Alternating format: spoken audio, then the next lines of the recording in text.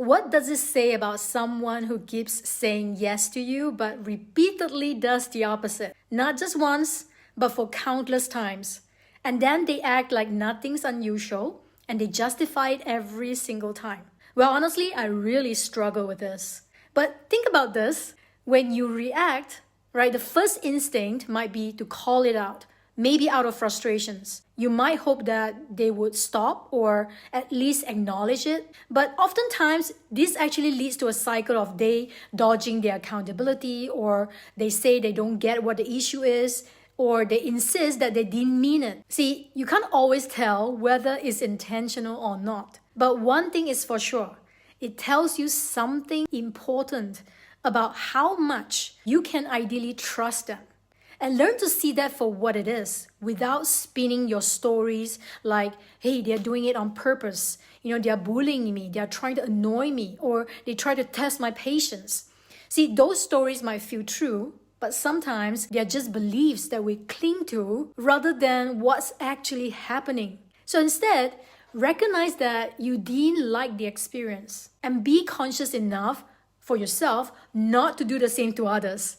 Right? You can call out the behavior without actually labeling the person. I know that this sounds like trying to be the saint or so self-righteous, but here's a more powerful reframe.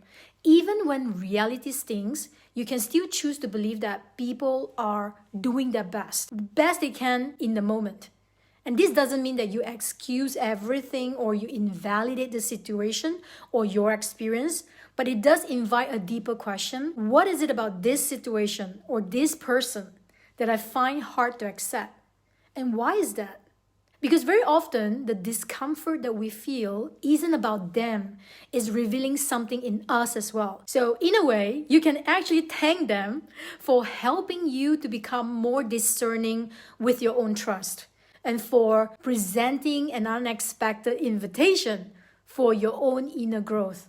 So it's not your job to change someone, but sometimes, the grace with which you respond can inspire the very shift or change that you're hoping for. But still, you have to release your attachment to that outcome. This is simply because real change only happens when someone will themselves do it. And when you try to force it or impose it on them, especially when they don't see the need yet, you're very likely to fail miserably. And that part is on you. It's actually your expectation that no one else is obligated to meet or fulfill. Never forget that.